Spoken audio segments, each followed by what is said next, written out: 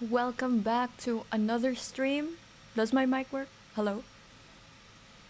It works, yes. Okay. We are back with another science episode, and it'll be about cytoskeleton. Yes, hello, George and Joyce. Oh, first comment. Yeah, the BPM, that's a new one. Why am I was gonna say, why am I breathing? Of course, I'm breathing. Like, I have to calm down. Like, why is it reaching high numbers? Okay, it's all right. This is we are testing the limits of studying. But anyway, the main reason for today is cytoskeleton. So let's. I had this lesson last year. Then that means you'll have it again today. Welcome to the science stream. We randomly do it sometimes, but I want to discuss cytoskeleton, and let's start with what is it. Okay, so the cytoskeleton, it's let me adjust the fan really quickly. There you go. Is that better? Okay. I think I only turn on the fan, the laptop fan, if it's for like Pal World and stuff, but I think this won't be as intensive for my laptop, so I can turn off the fan. Yeah, what's the cytoskeleton? It's a dynamic network of protein filaments, microtubules, and intermediate filaments. Okay, it provides a structural support. Okay, and it enables the transport and facilitates cell movement. So again, what is the cytoskeleton? It's a network of protein filaments, and in, like, for example, you have intermediate filaments, you have actin, you have microtubules, and those would provide things for transport, support, and cell movement. And what are the major parts? The major parts would be actin, intermediate, and microtubules. Cytoskeleton. No, it is. Oh, I can write. I forgot about the writing part. Oh, wait. Where's my pencil? This one. Cytoskeleton. This one. There you go. Thank you for reminding me. I can write. The spelling the SAITO reminds me of the voice actor Saito Soma, who voices a lot of, yeah, no, you're close. The skeleton was very close, and you made it sound like this one. So that's enough. If it was multiple choice, you would have spotted cytoskeleton, so that's okay. So again, the three components are microfilaments slash actin, and intermediate. Wait, let me increase the thickness of this. And intermediate. Nice. This is much clearer. Plus microtubules. Okay. What are the differences? For actin, this is very thin. Actin. That's a tip. Actin is thin, more of for the microvilli, the philopodia, cell shape, and motility.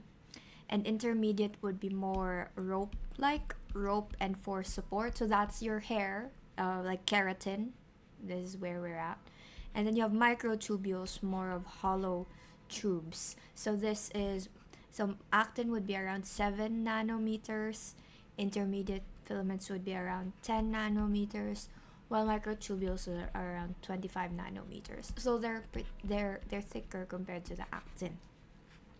And microtubules would be the same ones discussed in, I think I discussed it before, the kinesin and dynein during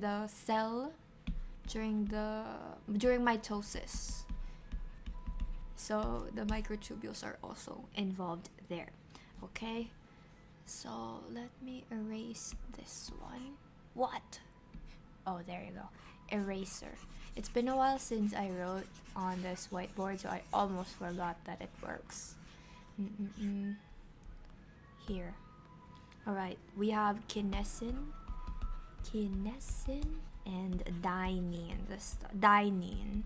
Kinesin, these are types. Okay, remember, these are types of microtubules. Again, actin, and then intermediate, and then microtubules. So types of microtubules, we have kinesin and dynein. They serve as tracks, like train tracks, for the motors. And this one, kinesin would be more positive, moves toward the positive end, towards the synapse, while dynein is towards the cell body. What does this mean? So I think this is trying to say something about the neurons. Let's try drawing the neuron. Yeah, that's a neuron. So if no, that's not a neuron. Let me draw it properly. Might look like this. Yeah, and like this, and then the synaptic cleft. Beautiful. Okay, so this is the cell body. If it's anterograde transport, this is kinesin towards the synapse. Meanwhile, dynein would be towards the cell body. So that's what it's like that towards minus. It's retrograde. So kinesin Ka anterograde, dynein retrograde. Okay, noted. Let me see. Oh, where is my pencil? 2 seconds. I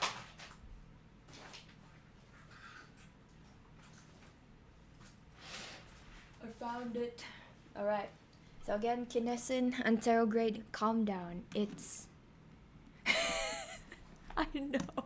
That's why I'm telling you, studying is also a workout. Because look at that. This is proof. This is proof that you're working out as you're studying. Walter White is my favorite scientist. Saba? Whoa! Hello, Saba. Welcome to the stream. Yeah, Walter White. My favorite one is... Oh, wait. Yamanaka. The one who made the IPS cells, because that's... Hello. Because that's the one that, that makes... No, okay, 1 second. The iPS cells, those are induced pluripotent stem cells, right? Okay. And then those cells, we can use them so that to imitate what's happening in the human body, and you can use that as a model instead of like animal models sometimes. Because if you use iPS cells, those were... Why is my heart rate so high? I'm not even doing jumping jacks.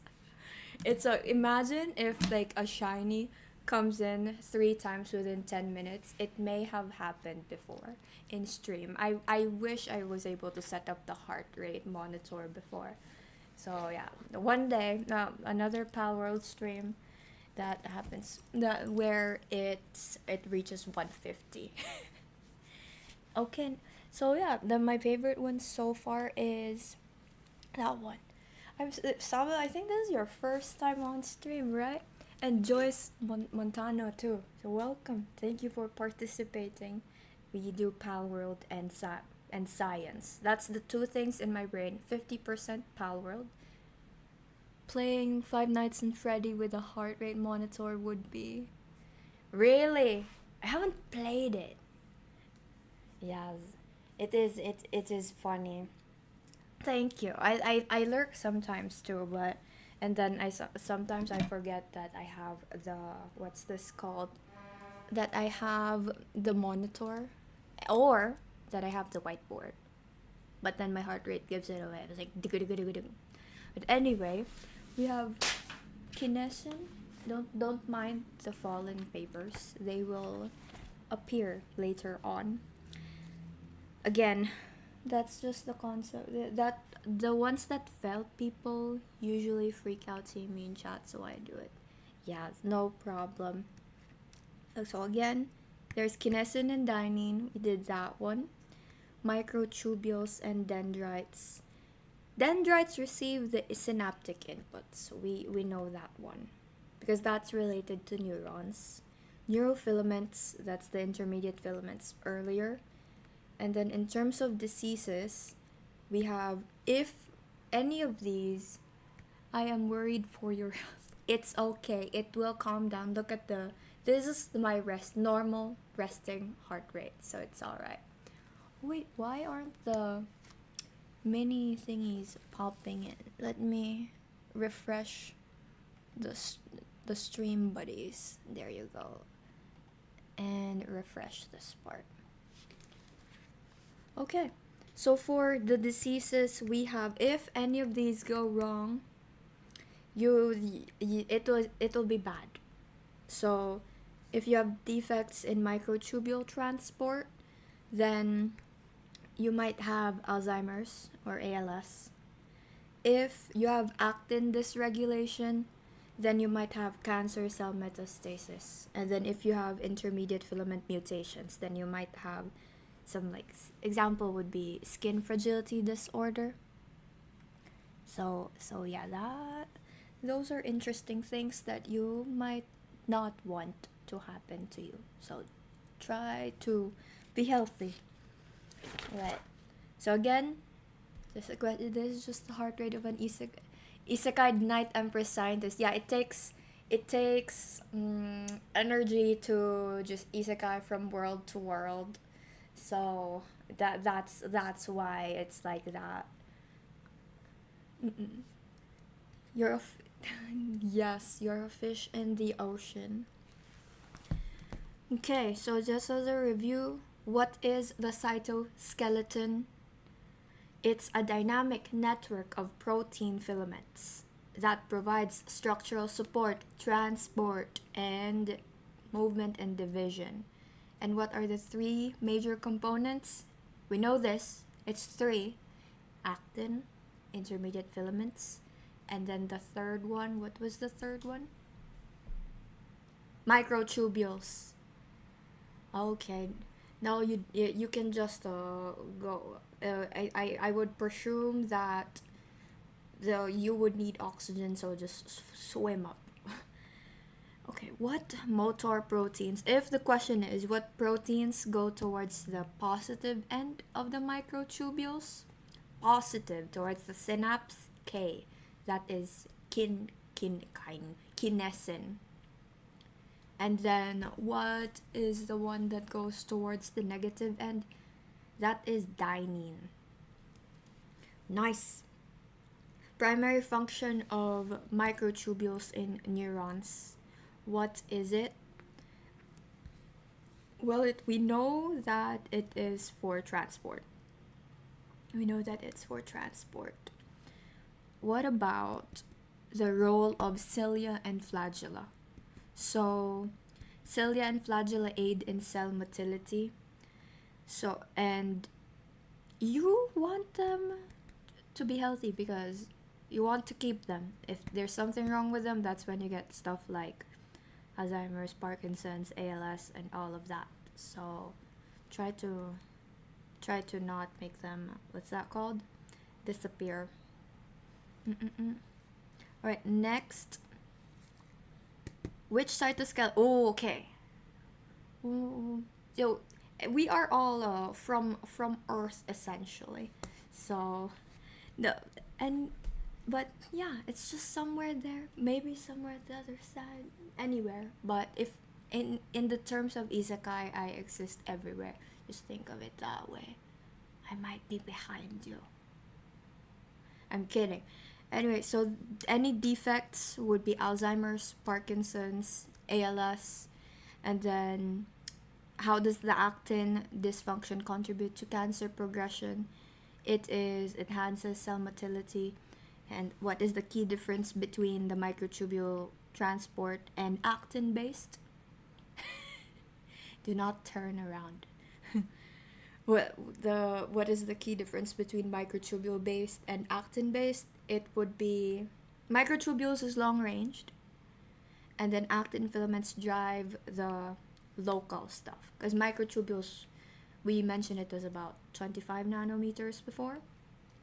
But then, if it is, what's this called? If it's the other one, the actin filaments, then it won't be, what's this called? It's just local. So that's why. Okay, next is, what is the next one? Oh, I'm not sure if I discussed this, but which proteins link microtubules to actin filaments to coordinate the cell movement? That is spectrin and ankyrin. Okay? Spectrin and ankyrin. I didn't exactly, what, microtubules max range. Hello Decipher, welcome to the stream. Microtubules max range 350 to 400s. Aimed higher probability 800s. Really? I'll check that one. Some in my notes it was, what's this called? I have it as about 25 nanometers. So yeah. What else? Where's my sticky note? Sticky note. Where is it? Cytoskeleton, we discussed that one. I wanna see, where did the spectrin and ankyrin? Oh, microtubules, yup. Hollow, polarized, plus end and minus end. Discussed. Oh, the GTP exchange. GTP. Learning stream. No, it's a no problem. There's also Palworld streams sometimes. But yeah. Where's the next one? Oh, there is tau. Let's talk about tau. It's an important protein. Where's my sticky note? I mean, my whiteboard. Here. It has it in 3D model of a skeleton. There is an Irasutoya, the Japanese, what's this called? Wait, are molecules from that video showing cells being transported? Oh, is it? I think you're talking about like the actin and myosin. Something like it would like transport something like that and then getting it. I think that's the funny video. Yeah, it's kind of related to that, but and this one is also but this part is about the muscle contraction. Oh, maybe I can talk about that a little bit in a different one, because right now the focus is on tau. Tau protein, it's a tau is a microtubule associated protein. Tau is a microtubule associated protein. It will stabilize microtubules in neurons, especially in the axons. So if there's something wrong with tau, it can't stabilize the microtubules, it can't stabilize your axons, and so that's when you get Alzheimer's, because the tau becomes hyperphosphorylated.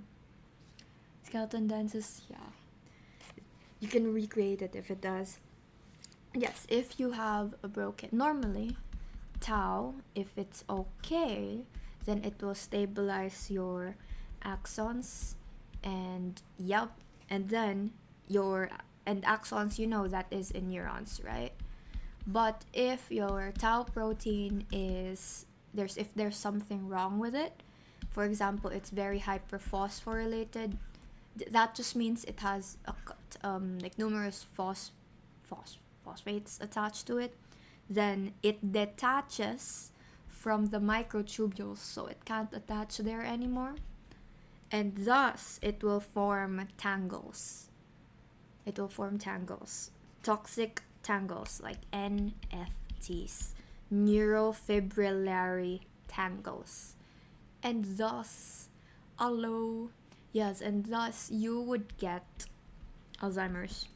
And unlike other microtubule associated proteins, the tau lacks a stable 3D structure, and it would allow it to interact dynamically with microtubules. So just remember, if there's something wrong with tau, there's a high chance you might get Alzheimer's. So what else? I discussed this. Centrioles. Yeah, let's talk about centrioles. They are the key components of centrosomes, which are the microtubule organizing center in the cells. In the animal cells, where humans are animals, please take note of that one. Okay? Where's the other note about it? Tau protein. So we have, I'll draw it out. We have it here. I don't know if there's a button. It also shows organs and animals. Yeah. There's a good book, I think it's Netters. Netter. And Netters. Nett. Something like this. That's a good anatomy book, I think. If I'm not mixing up which books. Rise of the Plant of the Apes. I didn't watch that. Well, when the Rise part reminds me of Rise of the Shield Hero. I stopped watching halfway season 2 when the turtle showed up. Yeah. So we have remember in the part of mitosis, I talked about how during interphase the centrosome duplicates forming two pairs of centrioles, and in mitosis the two centrioles migrate to opposite poles. So you have, I think, this part in mitosis. Wait, that's a circle. Don't look at it. I will draw a proper circle. A cell. No, actually an oval will work.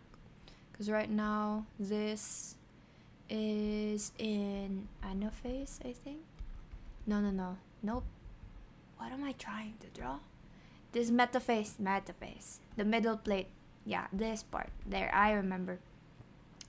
And then the circles, yes, birds migrate south for the winter.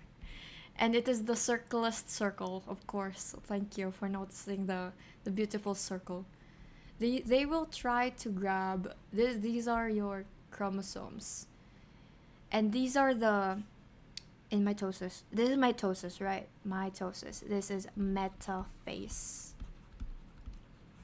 Awesome circle. I know. During interphase, the centrosome duplicates and forms two pairs, and in mitosis, the two centrioles migrate to the opposite poles. These are the centrioles that migrate to opposite poles, forming the spindle apparatus, and microtubules radiate from the centrosomes, attaching them to here. Attaching to the kinetochore on the chromosomes. So again, microtubules, these lines, the microtubules are the lines. I can use colors. Why didn't I use that? Microtubules, micro-T. The microtubules migrate from where? They migrate from, or radiate. They radiate from centrosomes. They radiate from centrosomes. This word is centrosome. Alright. And what is a centriole? That's just more of like the duplicate version of a centrosome, I think. Microtubule organizing centers. What is that? We have the centrosome-based microtubule organization centers. They have microtubules radiating from a single point. That's what you're looking at. The non-centrosomal mTOC, or microtubule organizing center, that distributes microtubules throughout the cell. Meanwhile, some cells lack microtubule organizing centers, so they're just everywhere. And how, if you ask me, like, what about the non-centrosomal microtubule organizing centers?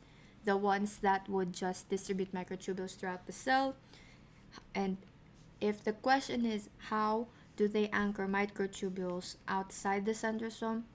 Well, well. They do it in different ways.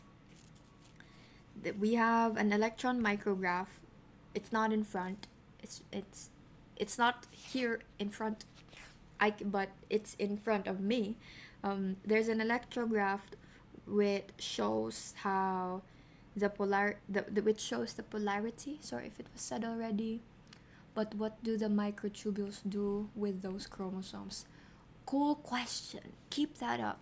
So the chromosomes are in the middle, right? These things, the ones that have it's essentially DNA that's very very very coiled. So the microtubules would pull them towards this direction and this one towards this direction. And so after the ending is like this. You get two cells and each one would have its own like set of mini pulled chromosomes. So that's a mini sneak peek of cell division. This part is just the intermediate or the middle, kind of like a step. If it's 1, 2, and 3, this is step 2. Yes, they pull them to that direction and if there's something wrong with the pulling, we have a brain blast emote soon. But right now I think what's winning is the light stick emote in the community poll. But yeah, if there's something wrong with the pulling, like for example it didn't pull this or it didn't pull anything and this one just doesn't have anything, well, you're screwed. But that's why you essentially want things to work well. That's why you're hoping that it distributes properly. But yes, that is microtubule. Okay, let me see. We discussed kinesin and dyneins before. What else? Let me find a part here. Actin. There's also a couple. Diversity of primary cilia in different cell types. Well, that's just the different cilia. Cilia is one, the part that. Okay, cilia. That's different from the motile cilia in the respiratory tract in your lungs, and it's different from in flagella such as the sperms. Those are different, but in primary cilia you could have it in the rod photoreceptor cell in your eye, and you could also have it in your nose, which would contain multiple primary cilia, and you also have fibroblasts, which contains like a single primary cilium. So it really depends on what you need. Intestinal microvilli. It's a good one. So let me erase this. What is the intestinal microvilli? Erase. And here. Intestinal microvilli. What does this mean? It's no, it's actually not smaller. So we have a cell, and then okay, let me try to draw it like this. You have a cell, and this part is just a mini review of mitosis. This is a cell. Let's say it has this chromosome inside. I'm drawing it this way because, for example, the normal way you see a DNA would be like this, right? And with a basis that's like this one. But DNA is essentially keep it coiling and coiling until it coils and coils and coils until you get the X. So this is the X over here. This is if you see the X. So that's how the DNA goes from normal DNA helix into the chromosome. Now, in a cell, They say, not they say, the books say that you have something called the nucleus, which has the DNA. This is a cell. This is the DNA. I'm gonna make it green just so it doesn't look super weird. You have the cell and the cell membrane. The cell membrane is like the gate, and then you have the nucleus here. There's the mini house of the DNA. Now, in what's this called? In mitosis. No, not erase. Right, there you go. In mitosis, this cell which has the DNA, which has the nucleus that has the DNA. One of the first steps of it would be the nuclear envelope dissolution, aka the nucleus, the gate of the nucleus would dissolve. So that's why the next picture sometimes would just be the DNA, and no, don't draw it separately. It would just be the DNA, and the nuclear envelope would be kind of destroyed. So that's why, like, it's like that. Once it needs to split up, the cell would expand just a tiny bit for now, and those DNA, the chromosomes would line up in the middle, and then that's when you have the centrosomes at the corner, spreading the microtubules to the center, and then the pulling will happen. Regarding the question about the size of the cell, after the pulling happens, the newly formed cells will be, you just get, this is 1, this is 2. They're going to be of the same size as the original cell. It's like a Kage Bunshin, how Naruto makes the shadow clones.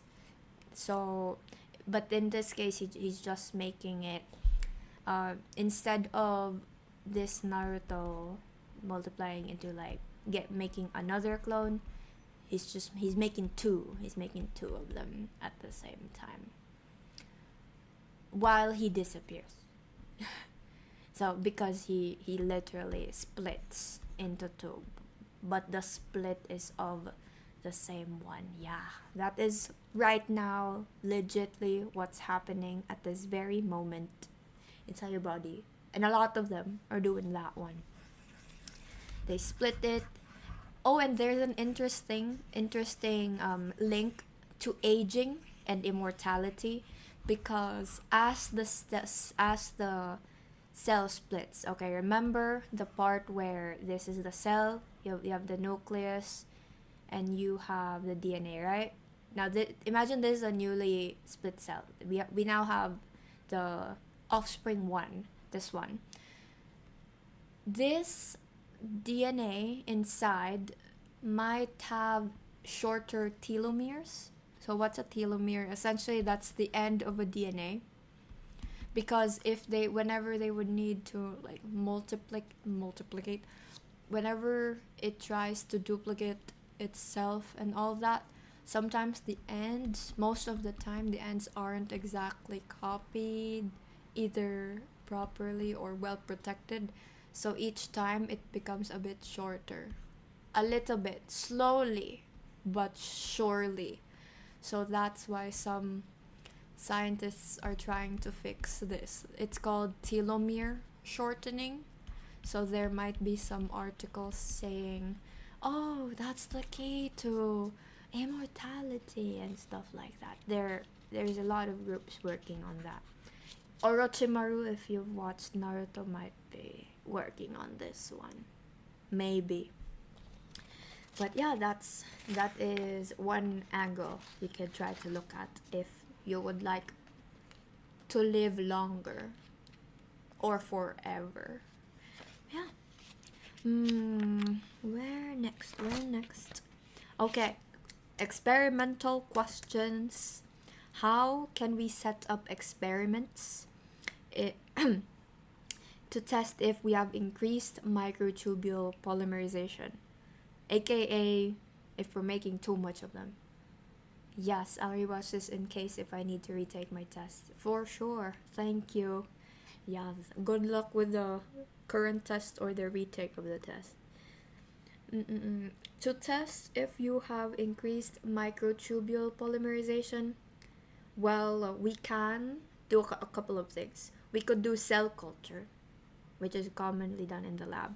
So you have Taxol, that you can use Taxol. It stabilizes microtubules, which leads to polymerization and stuff like that. While Nocodazole, I have to write these. They sound like Harry Potter terms. Nocodazole. Here. 1 second. Here. So Taxol would increase the polymerization,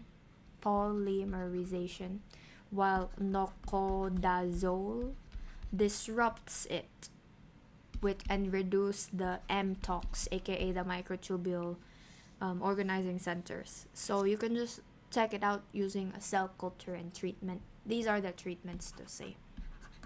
You could also use fluorescence microscopy.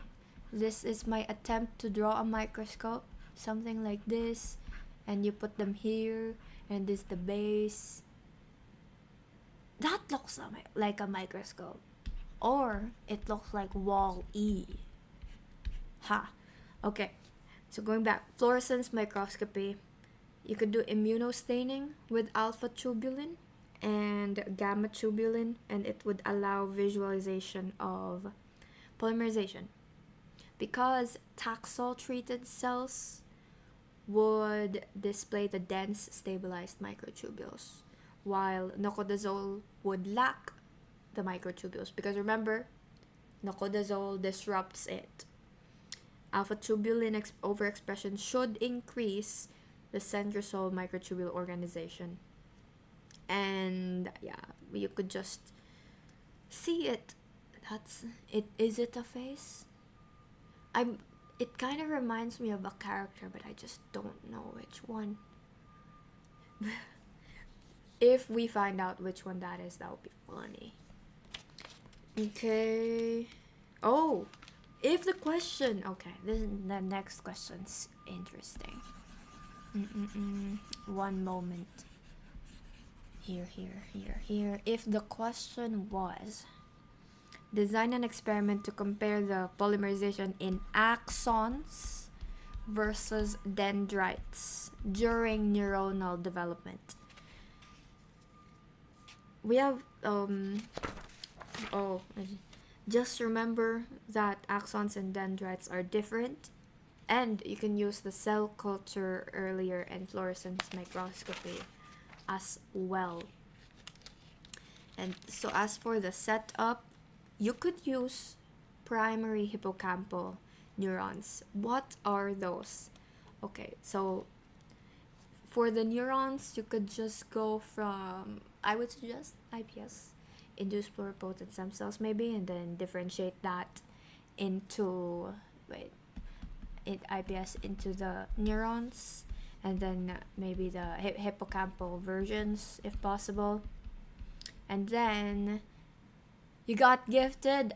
Yes, hello Daryl, congratulations on the gifted. I think it happened yesterday, a few hours ago.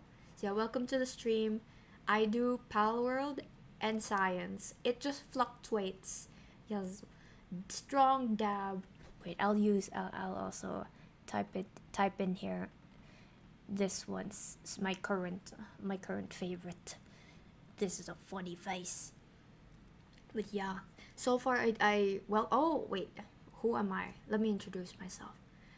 This is my spiel whenever it starts. I forgot if I did the intro recently. Hi, I'm Millennium, Isekai'd Mask Knight Empress Scientist, and today we are going to stream Pal World. That would be next week. Speaking of which, the next Pal World stream would be, I'm mixing. The stream ends if a shiny pops up, and the new ones would lead to me doing jumping jacks. So because I realized that I'm unhealthy. I just keep on studying. I do not the grass is just a construct. Then I have to set alarms to actually like to eat, because sometimes I would just keep on reading and reading and reading until my head hurts. The studying is life. The no game no life. No studying no life. This is exactly why I'm I'm both a scientist and a Pokemon player, because I oh my gosh, Pokemon. October 16 is when the new game, the Z2A, is released, so either I disappear for a week and just play that one. Or I'll do it on stream if I get to set up the Nintendo Switch on here. I'll be using my old Switch. Not the I did not get the new Switch because it's so expensive. Switch 2. I'm waiting for sales. But I can't wait to play the new Pokemon game. I would like to pre-order it when it's open for pre-ordering. IRL stats high. Yeah, because this is the occupational hazard of someone who's been in the sciences since birth. it's all science, so that's why. But anyway, it's like, oh, I think get I know switch to as long as the Pokemon game still works on the old one, I'll keep using the old one, because I have the Mario version of the non OLED. Yeah, the normal Switch. Yes. So for the IRL stats, yeah, we just switch over either scientist or Palworld / Pokemon. That's it. That's my brain. If you can draw, I have to draw it. Let me see. Let me. This is well, that's not a brain. Since we're talking about neurons, why not? One moment. This. What? Yeah, that is true. I do have. Oh my gosh! Wait, I do have a walking pad that I use from time to time. Something like this. And the hair. Alright. So, oh wait, this is a skirt. But yeah, this is the walking pad. So I was thinking at some point, maybe like I said, like the heart monitor. The heart monitor plus a walking pad stream. But it'll be just the, what's this called? It'll just be the just chatting screen, I think. Like this. Oh my goodness, it might work. You know? Like this one plus the heart monitor. And then I keep walking plus get 3 to 5 miles. Amazing. It might be a good stream idea. I know. Oh well, welcome back, Cheeseburger. Yeah, this might be the first time I showed my just chatting screen. Hi, this is the just chatting screen. And at some point I'm just finding the right timing to properly do a debut stream. But yes, that's a good suggestion. I'll use the just chatting screen for, and stream ends if I reach 5 miles walking. That would be funny. Going back. Oh, and the transition is being used. Did you see that? Did you see the eye? The wink eye. I'll do it one more time. Look at it carefully. Yes. And then look at it again. One last. Woof. Whoop. Finally. Good thing I set it up. Oh my gosh, the eye stinger. Can't believe it was used today. But yes, that is the stinger. I have to note that down. One moment. The new stream idea is stream ends after 5 miles. Yeah, because before, I think, because of Pokemon Go, I would keep on reaching I would keep on reaching 20,000 steps just for shinies, shiny hunting IRL. So that's why if you I take shiny hunting to the next level. Pal World or Pokemon, we shiny hunt. So that's why. That's the stats. Oh my goodness, that was the last page of Cytoskeleton. I can continue because we have cell signaling. No worries. Science does not end. This is just the beginning. What else? Oh, I also have I also have the DS and the BRB. Did I set it up before? I have the BRB. What's this called? Template? Is it this one? Yes. That's my BRB template. But I didn't use it. I would usually say one moment and then I run and come back. Like for like a few seconds. The DS screen, where was that? Gameplay, powered stream ending. Yeah, that was the BRB. Oh, I have, wait 1 second. I have gameplay, the 2 screens DS style with chat. Let me see, with chat, with no chat. I have this. And I didn't even move the chat yet. I was trying to set it up before. I'll set it up properly once I have the GBA and DS games set up. But yes, I did Pokemon Emerald here before. I might do Sims. I'm just too preoccupied with building my 4-walled house in Pal World that I forgot that other games existed. Yes. The stairs? What stairs? OMG. No, this is a treadmill. There's a treadmill. Wait, let me change. I forgot which one is my character. I can change my hat this way. There you go. I want the dab. I hope it changes. Anyway, for cell, why do we need cell signaling?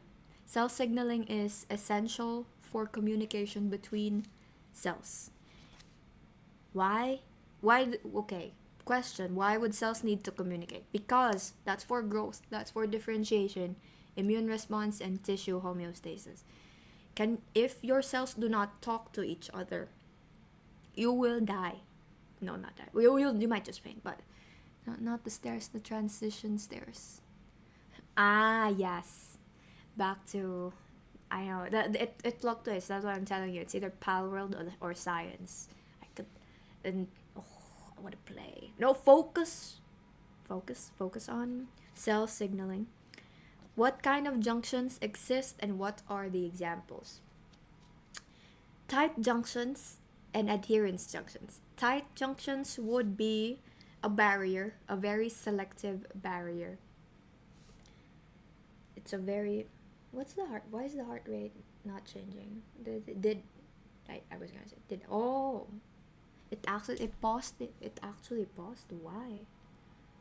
Where was it? Wait, there you go. Now it works. Oh, I shouldn't close the app. That's weird. But yeah, we have tight junctions. It forms a selective barrier. We have adherence junctions. It connects the cells because it's adherent. Adherence junctions connect the cells and links them to the cytoskeleton. We have gap junctions which allow the exchange of the molecules. I mean, for talking again, desmosomes, that is in the heart. Desmosomes are in the heart. It provides mechanical strength. Hemidesmosomes allow for, we have the basement membrane. Oh, 1 second. I want to talk about the heart. Since we have a heart monitor, and that's an interesting topic. So this is the heart, right? That's a heart. We'll have things called cardiomyocytes. This is essentially a heart cell. Heart cell. AKA this one. And inside it's not exactly a perfect circle. A heart cell would kind of look more branched, like something like that. And you have things called intercalated discs. If you ever looked at it from like in Google or something, it looks like there are dark spots because that's where the heart cells uh, kind of meet and stuff like that. And in the intercalated discs, you would have. Ooh, wait, what happened to my hat? Oh, I have the confused face. Okay, that's fine. So you have the intercalated discs, which has the desmosomes and the type of junctions, because that's why I'm talking about them. We have the desmosomes, and I forgot the other one. Oh, no. It would be gap junctions. Gap. Desmosomes, because you need your heart cells to be strong and keep up with the mechanical beating, beat, like that. The repetitive, strong movements. So the desmosomes help. Gap junctions, meanwhile, would be for things to pass to and fro. That's for the talking. You allow the cells to talk to each other. So that's how it beats. Alright. Okay, and there's a question here. How would you determine if GEM1 or a similar protein is in the lipid raft region? So before we talked about this, we know that the GEM1, this is how it's spelled. We know that the GEM1 protein localizes in lipid rafts, and you can use something called a Triton X100 at very low temperatures and let them solubilize, because lipid rafts don't solubilize. So if you can if it depends if the GEM1 pops up in the soluble or not soluble region. That's how you'll find out if it's in the lipid rafts, because if it's in the non-soluble region, it means it's inside there. 1 second. I think this will help if there's a picture. So let me paint that picture. Dun, dun, here. Okay, so again, we are talking about dropping it down. Yes, beat. Oh, a 3D model would be so good if I can like dab. You can't dab, like even if I dab IRL, the arm won't move. Dab. It won't. It's alright. One day, within this century, hopefully. Within this century. Oh, this is a GEM1. This is a GEM1. It says it localizes in the lipid rafts. Oh, no. We want to test if it localizes in the lipid raft. Okay? We know that lipid rafts, they are unsoluble. So if this is the fact, okay? They don't solubilize. So if you apply Triton X to a cell, where is it? If you apply Triton X, and if you ultimately find, you could have to check the unsolubilized and the soluble area. Soluble. Soluble. So if you find GEM1 here at the top, that means it is indeed in the lipid rafts. But if you find it here on the soluble part, it is not in the lipid rafts. So just check this part.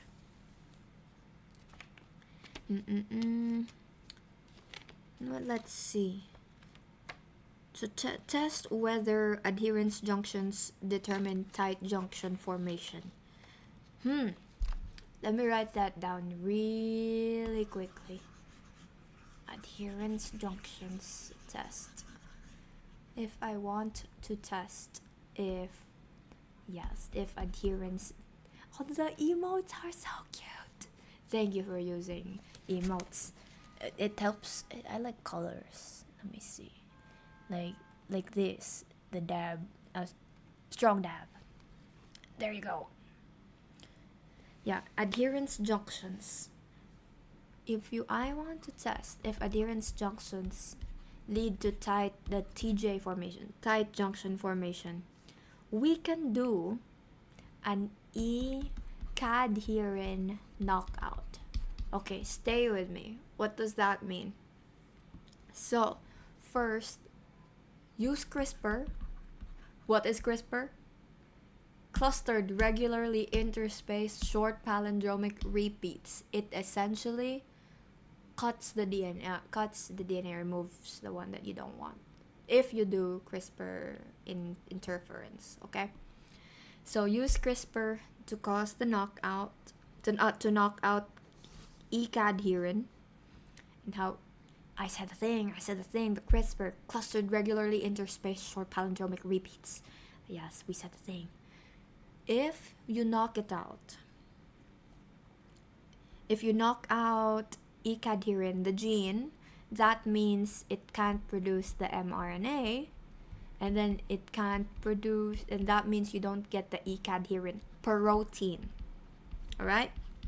So, if we knock out E-cadherin, aka a thing related to adherence junctions, and if we check later on that we don't have tight junctions, that means adherence junctions are it's required to form the tight junctions. But if we knock out adherence junctions and in the end we still see tight junctions, then that means something else is the one that's required for it to grow. It wasn't adherence junctions. Did I say that clearly? Hopefully I did. Anyway, and how would we check it? Let's see. We could check it by using certain proteins for TJ. We could use Western blot or immunofluorescence, aka we could use Z01 proteins, okay?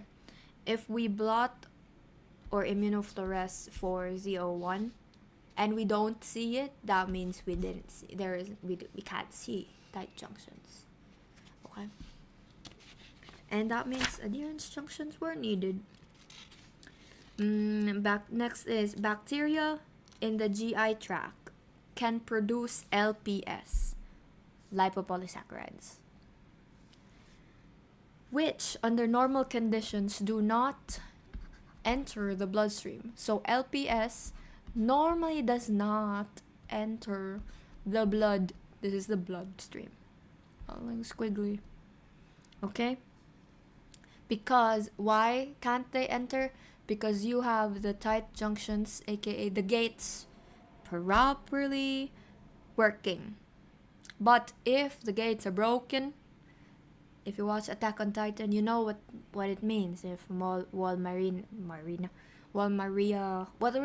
three AOT walls? Something, I know that there's 3 walls. If one of them breaks, the Titans come in. That's it. So, if you want to check whether the absence of a specific protein increases the permeability, then you gotta check the leakage. Maria, Sheena, and Rose, yup. Just imagine this is Wall Maria. If Wall Maria is broken, then the Titans can come in. If tight junctions are broken, yeah, we don't want breach gates. We do not want, I was gonna say Trojans, the Trojan story, but no. The Attack on Titan story is more relevant for this example. If the tight junctions are broken, the LPS can come in and you have a leakage. So how do we test if the absence of the protein, aka let's say protein A. Protein A is related to the intestinal barrier integrity, aka if your intestines or intestine gates are working well, then this is the one that you want to check. Okay? Because if protein A is broken or removed, that means your tight junctions might not work, and boom, you have leakage. But how can you see leakage? You use something called the blue dextrin and test it on mice, because we can't test it on a person for now. Just imagine the mice. The mice. You have the mice. Yeah, not yet. Don't test it. That's why we have animal models. So, feed the blue dextrin to the mice, and then check the dextrin levels later on. If, in the event that you knocked out protein A, and then you check the mice and their dextrin levels in the blood was high, what does that mean? That means they found the dextrin inside the blood. What does that mean? The dextrin, the LPS and other stuff was able to come in. What does that mean? That means the tight junctions were broken. Think of the dextrin as a titan, okay? Feed the titans to mice, and then check their blood if you see titans. If you see the titans inside their blood, that means the titans were able to successfully go into the bloodstream because the gates were broken. Bam bam. Yeah, poor mice, they ate titans. So that's how it works. We talked about how we can remove genes in different cell lines. Just use CRISPR, clustered regularly interspaced short palindromic repeats. I think I'm not sure if I discussed it before. Where was that? What? Non-coding. Oh, it might be in a different set. Yes. Oh, I did. Oh, thank you. Yeah, the clustered regularly interspaced short palindromic repeats. I want to review that. I you know what's funny? Sometimes to review, I have to rewatch. Like, what did I say? Like a week ago in the stream, just to review the lesson. Because science is a lifestyle. It's a lifestyle. It's a lifestyle. The books are so thick. The molecular cellular books. I heard the beanie cover. It's so similar. OMG, hi Paulson. Thank you. I wish I was part of beanie. But you know what's the beanie? If let's assume we are part of beanie. What is the stage name? The stage name would be like this. Beanie. It would be Beanie Millennium. Let me write it. Beanie Millennium. Yes. OMG. Good catch, cheeseburger. Yes, it's Beanie Millennium. Like, well, I was gonna say, like, it's Beanie Millennium. They're currently having, I think, a world tour. So yeah. OMG, I got excited talking about Beanie and my heart rate reached 100. It's like, this, I can just, oh my goodness. Imagine if a shiny pops in with it. Okay, so the best scene in the stream so far before were, I think, 3 shinies in 10 minutes. Now, it was in the desert. It was crazy. I think I'll be releasing a mini highlight video of the shiny compilations. I have them. It's ongoing. But and it's funny. It's funny whenever that happens. So that's why. But we are, hello. I am Beanie Millennium. Kidding. No. But wait, speaking of which, any beanie bias? Which beanie bias? Where were we? CRISPR. How can we knock down genes? Oh, that's why I erased it. Shiny hunting, still in air and searching. Of course, shiny hunting in Pal World and IRL works. We have CRISPR, right? We can use in CRISPR clustered regularly interspace. 2025 to 2026 is getting goated with new releases. Yes, MVs and stuff. And I think I have one. Whoa, what is that? Oh, I forgot. I can actually puff my cheeks. That's amazing. Okay. Anyway, the new games. Yeah, I'm eyeing. Okay, I'll just write here. I'm eyeing the Rune Factory, Guardians of Azuma, I think. Uh, there's also a new Story of Seasons game. There is the new. What was it? Pokemon Z to A. And in my 50 to 100 games backlog, I actually. Oh, Animo. I forgot. I have to check out the trailer. I didn't see Animo. I didn't see the trailer yet.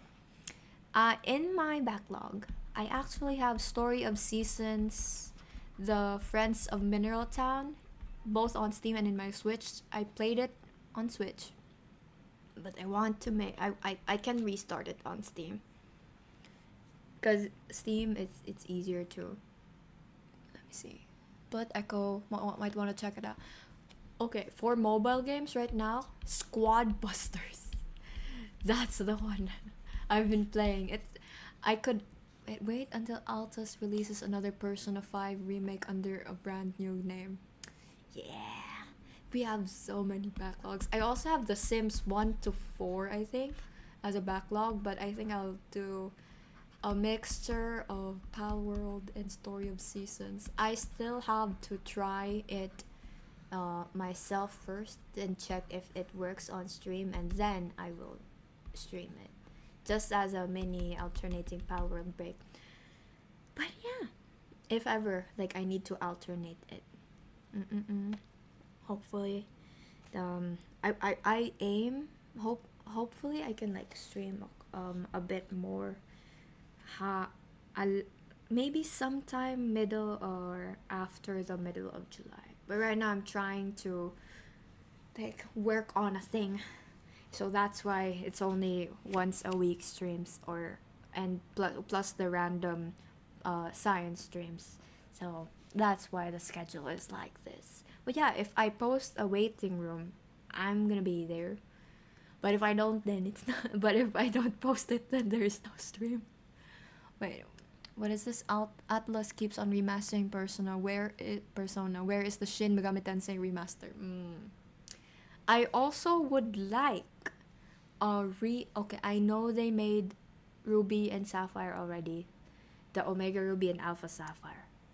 But why not remake it again? For the funsies, you know? Because that's my favorite one. Or Pokemon Emerald is Z to A. How can they like make it into the Legends version? That would be good. Rayquaza would be really nice.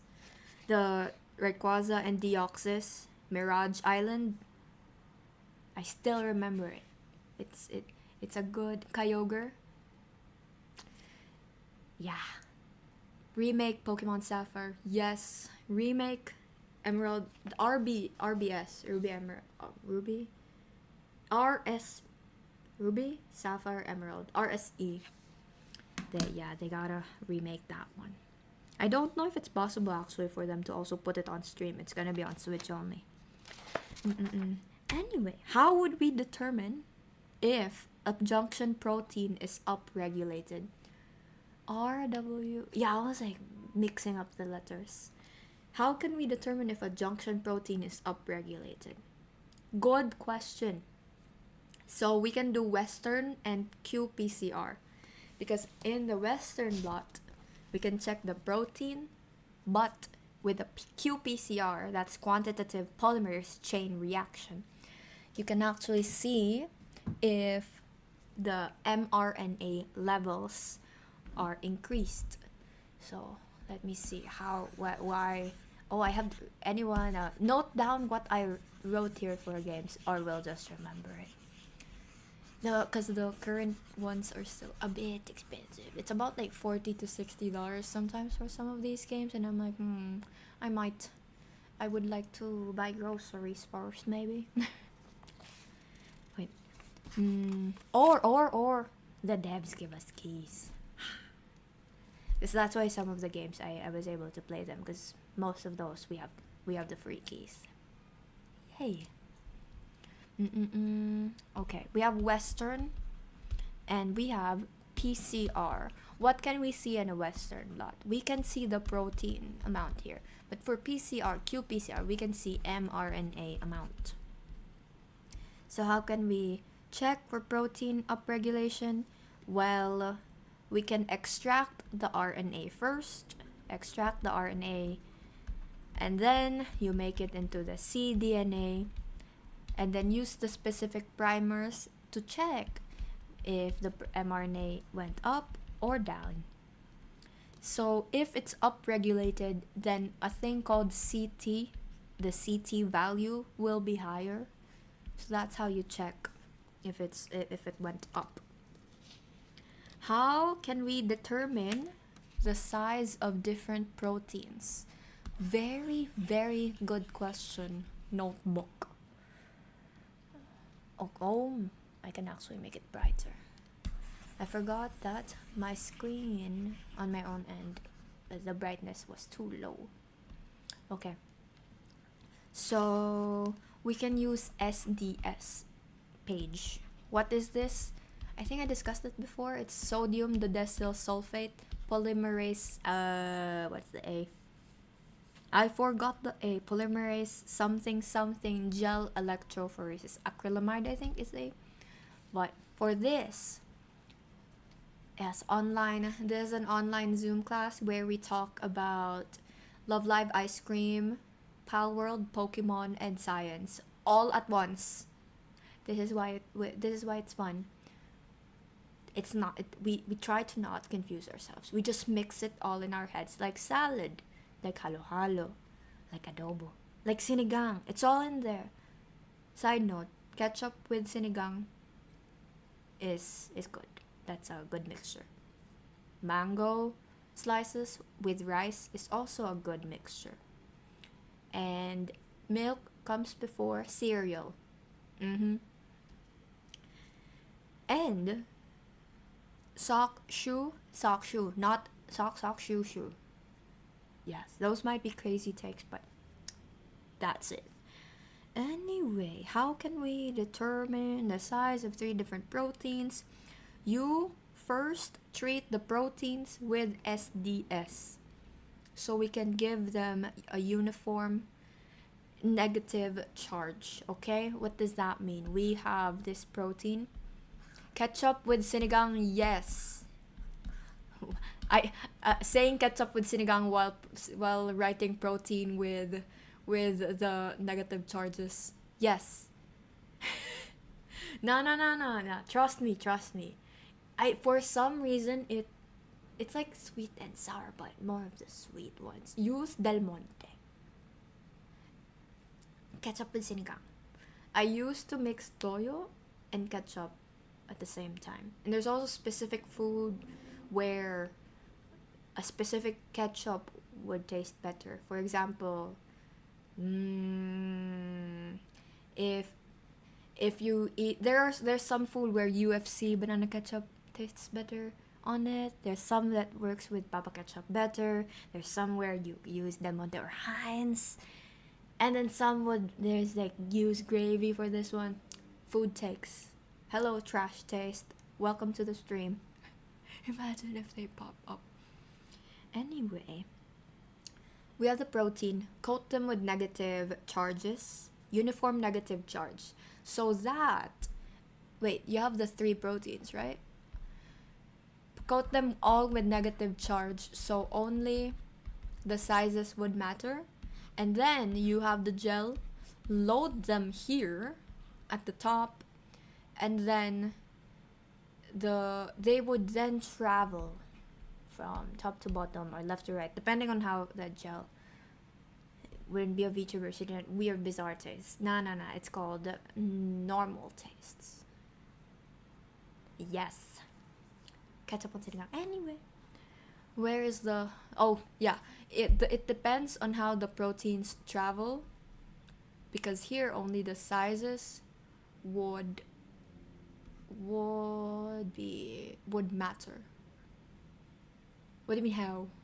Sorry, what? Continue it. I'm trying to remember if the smaller ones would end up traveling faster. Yeah. The smaller ones would end up traveling faster compared to the big ones. There you go. This one is like that and then like that. Oh, no. I'll write it properly. We have 3 wells. I'll write protein number. It is 1, 2, and 3. Protein 1, the big protein, and so the small protein, and the super small protein. See?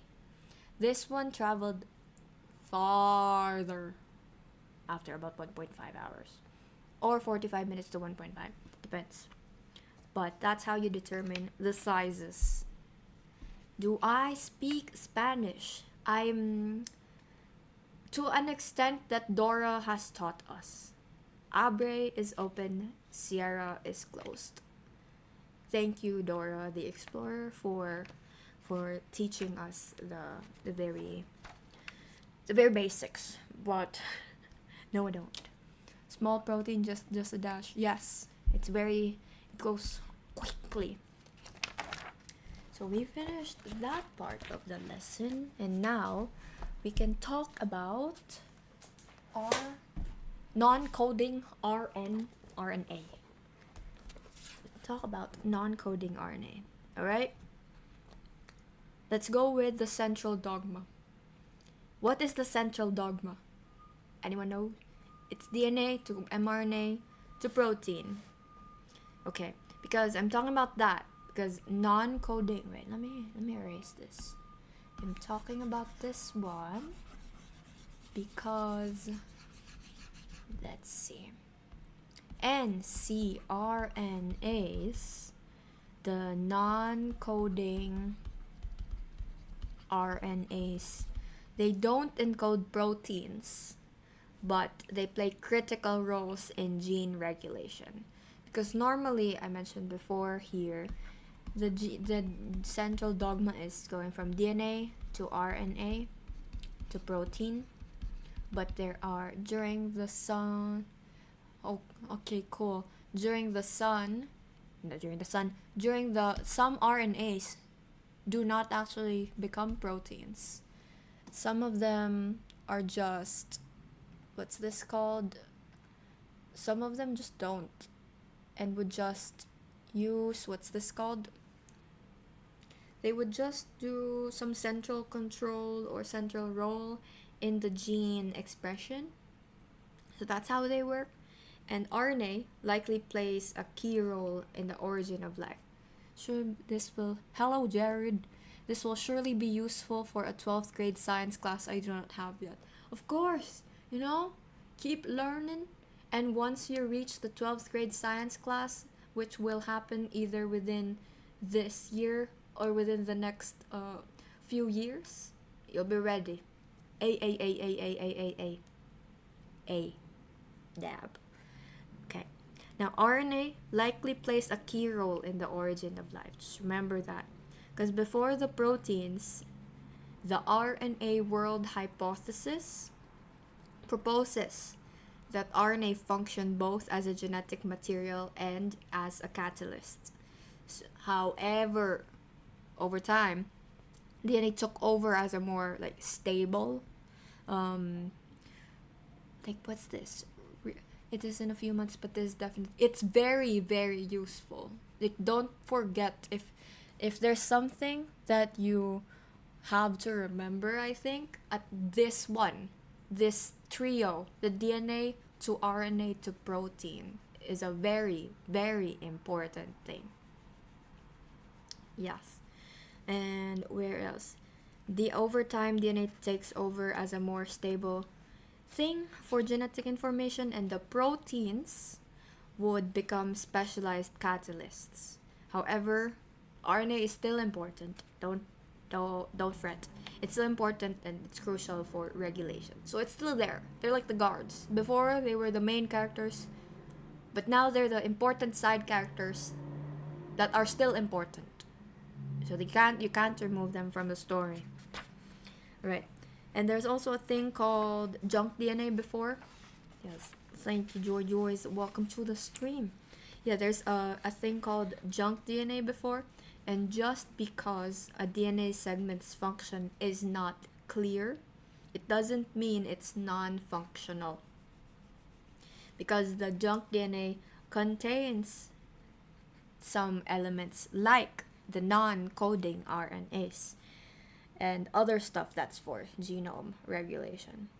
Okay, so don't forget, it may be called junk DNA, but it's not junk anymore because you have the non-coding RNAs. It's called non-coding because they don't necessarily code into the proteins, but they're still important.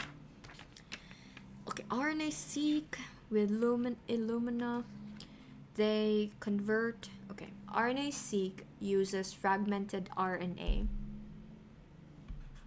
which is converted into cDNA, ligated with adapters, and it's attached to flow cells and amplified via PCR and things like that. But so that's essentially what RNA works, how RNA-seq works. But what's the limitation? Well, the sequencing kind of leads to some gaps, which could miss important genes. So again, let me erase this one. The RNA-seq could lead to some. If it's the short read, if you want to read this one, it might read just like this and miss this part. This part. So you have to watch out for that one. Especially, what if a star gene was there? That would be awful. Okay, what are some classes of RNA? You have multiple types. Let me erase this.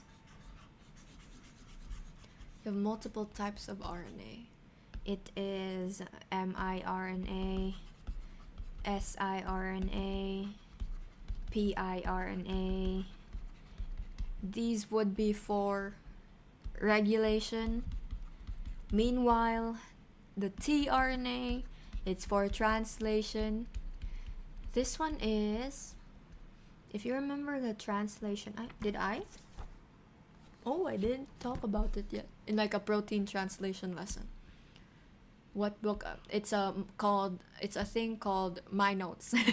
But in terms of the books, there is the Molecular Cell Biology by Alberts. So that's also a really good book. Wait, let me write it here. It's like my mini summary book. My mini summary notes. But I mostly use for molecular cell biology, the Alberts one, molecular and cellular biology. Hi, that one's a good one. So if you need a molecular and cellular biology book, this is a nice one. Yes. Oh, my heart rate is 87 right now. Very good. Deep breathing. Imagine if it goes below. I've read that some athletes have really good resting heart rate, because that means their heart doesn't need, what is that? Because essentially, there are different resting heart rates depending on your health level or activity level. So those who really exercise a ton might have a lower resting heart rate. And for example, let's say they do a jog and stuff like that, maybe their max heart rate would just be 80 or 90. But then for normal folks, look at mine, like that.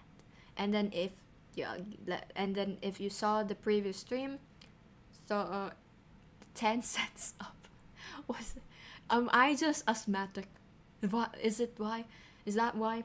Like for example, if you do if I did a jumping jacks like 10 plus, my heart rate 114.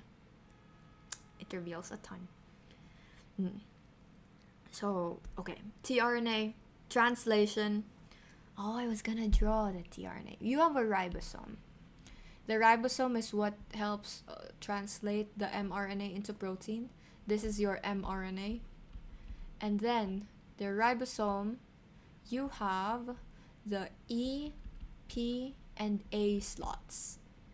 And then the tRNA would go here, and they carry the new amino acids. The amino acids would be the ones that connect, and that's where you get proteins. Yes, just needs a little bit more jumping jacks. It is the key. I did martial arts before, but it's not a lot. Just quite a bit of what's that? Push-ups. Yes, learning. That's why proteins. Oh, 80. It's 80. Everyone calm down. Oh, I wanted to try and go lower than 79. We'll see. Okay, so long non-coding RNAs. Those are RNA. What are long non-coding RNAs? They are non-coding molecules. They are called molecules over 200 nucleotides in length. Very poorly conserved and more abundant in higher organisms. And let's see. Oh, okay. I have this one next. Erase this. So for functions, what are the functions of long non-coding RNAs? Good question. Oh my gosh, it's like Ruby-chan, hi. That one. Nani ga suki? No, don't do it. Stop. Okay, calm down. So you have functions of long non-coding RNA. They regulate gene expression through interactions with nucleic acids and proteins. So you have nucleic acids and you also have proteins. Yes, my brain is a mixture right now. Aside from, so you have Pal World, you have Pokemon, you have science, which is like maybe 60 to 70% occupancy. And then you have a sprinkle of Ruby-chan and Bella. Bella. Why you crying again? I know. Vampire, right? Vampire will fight me. Yeah. So that's it. It'll just fluctuate between these. So, and you'll see it happen during the streams. And ice cream. And cookies and cream. That's the best flavor. Chocomint, no. No. That X. Yeah, that's why it's up. It's talking about ice cream. Nucleic acids. You have transcriptional. No. Strawberry cheesecake is okay. Strawberry cheesecake. You have transcriptional regulation here. And the arrows can go back and forth, and then you have post-transcriptional regulation, go back and forth as well. And that's just for protein scaffolding, that would be like chromatin structure and all of that. Identifying. Okay, how can we identify RNA protein interactions? Well, good question. Let me erase this really quickly. RNA protein interaction. RNA protein interaction.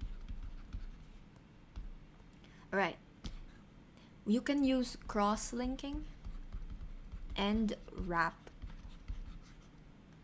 cross-linking and wrap. They can be identified using like UV cross-linking and also like other stuff, but essentially our wrap is RNA antisense purification, and it's a very very very specific method where you biotinylate the antisense probes. So just remember, you purify a target RNA and then do mass spec later on, and then you'll just see the RNA and protein interaction using that one. We also have a couple more things like X inactivation. Let's see, post-transcriptional and mRNA decay, cancer link. What else? Not the alu pairing. Long almost this one's funny. There's a long almost non-coding RNA. They might encode micropeptides. Why is it at 93? No, it's resting. There is the micropeptides. Functional micropeptides, by the way. It's also an ongoing discovery. And okay, this is an interesting one. 2024 Nobel Prize is actually about microRNA. About the one. Take this, we are in 2025 right now, and I'm talking about 2024 Nobel Prize, okay? The 2024 Nobel Prize was in microRNA gene regulation. Because Mr. Victor Ambrose and Mr. Gary Ruvkun were awarded it for discovering microRNAs, especially and their role in post-translational gene regulation. And you also have a couple of RNA therapies by some pharmaceutical companies. And around the 1990, there's a ton of research already saying that RNA could silence gene expression. And around 1997, a couple more people proved that or supported it using some phenotypes that could be seen. Right, so how does RNA interference happen? Yes, nice. Wait, let me type a dab here. No, not a dab, different one. We will do this funny emote. He. Okay, like this. Like that. Okay, RNA interference. It involves the incorporation of double-stranded RNA. Okay? Stay with me. RNA interference, RNAi. There you go. RNA interference involves the incorporation of double-stranded RNA into a silencing complex that cleaves target mRNA. So, incorporate and cleave, and the guide strand of it directs to the other mRNA, and that would lead to the degradation and silencing. Alright, and there's some in vivo models of RNAi which would reveal the toxicities, and then you could use tissue specific knockdown of it as well, with conditional RNAi. And some advantages. Okay, we talked about mice before. There's conditional RNA interference. It offers a scalable, reversible, and tissue-specific platform for studying the gene function in vivo. And okay, I was gonna say an artificial intelligence like Neurosama, but sadly it's not this one. There's improving artificial miRNAs. Kind of similar, maybe, but the artificial miRNAs, they can be optimized, like how Vito is working on the V3 voice. They can be optimized for better processing and knockdown by modifying the loop or flanking sequences of the stem loop structure. And you have the variants or the scaffolds showing the different efficacy. And you have the different like determinants as well. So of mRNA processing.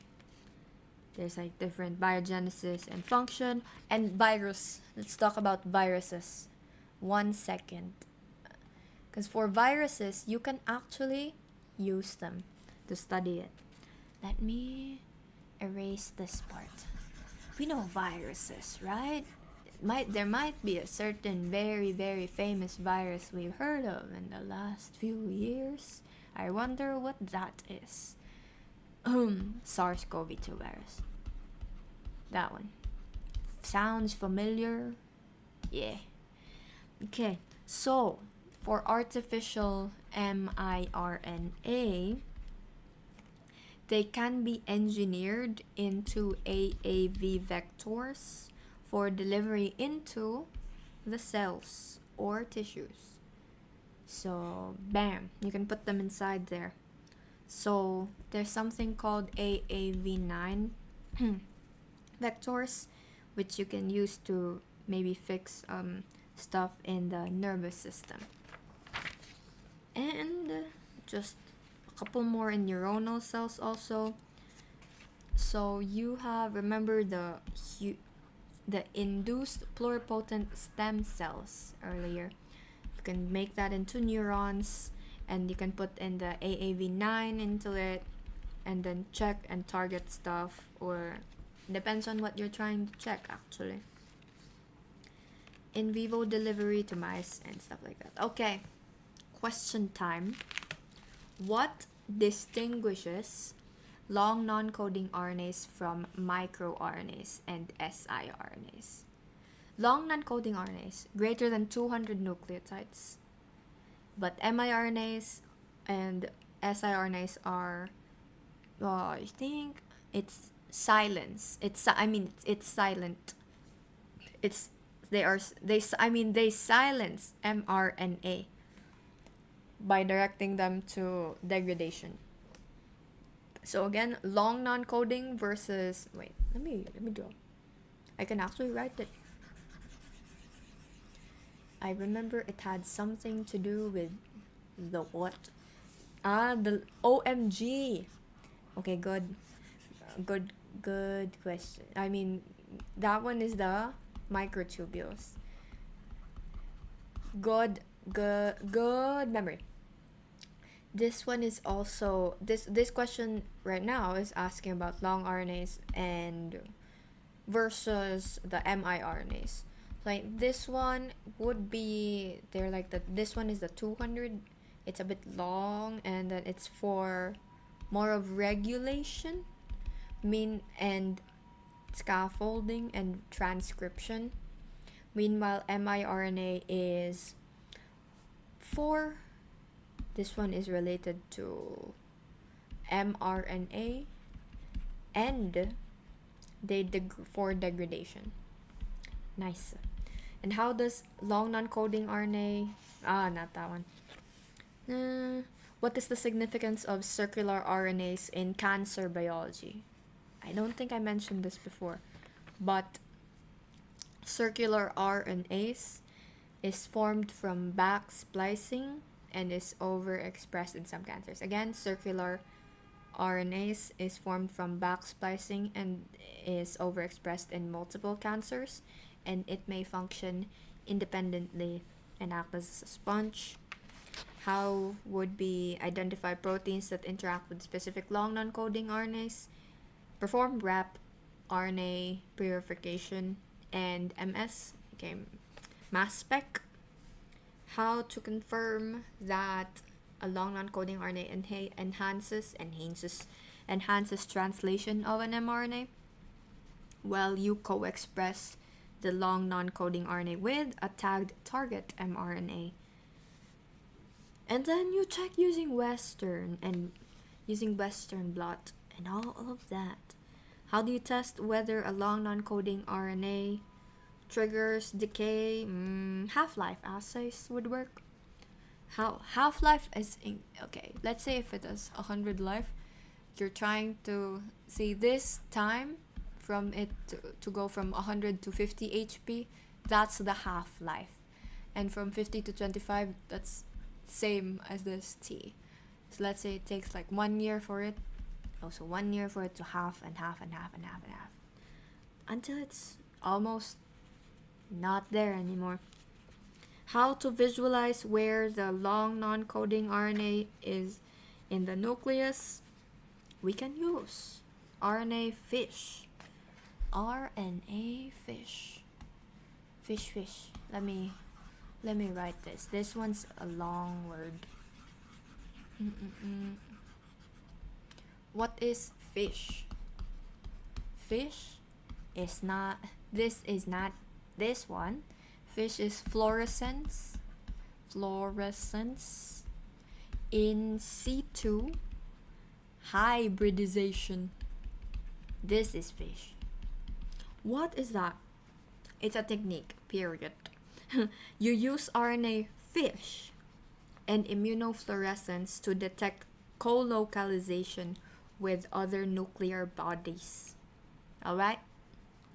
And how can we test if a long non-coding RNA is necessary for a specific tumor? Good question. So, we'll use what? CRISPR. We use CRISPR. Clustered, regularly interspaced, short palindromic repeats. We use CRISPR to knock out the protein in a MYC cancer model. Then you measure the tumor size. Yes, science fish and animal fish. We're talking about the science technique fish. Technique. But the bangus and the tilapia and the other fish fillet, like codfish, is fine. But right now we're talking about fluorescence in situ hybridization, which will check co-localization with what? With known nuclear bodies. Alright. So far we did some techniques. We did what was it? Cytoskeleton. And then we did non-coding RNAs. And then the next one is actually about viral gene expression. Should I talk about it now, or should I take a bit of a break so that it doesn't my vocal cords are preserved? So maybe I shall take a bit of a break and then come back maybe later for the virus set, if that's alright. Well, yeah, see you in the virus stream. Bye bye.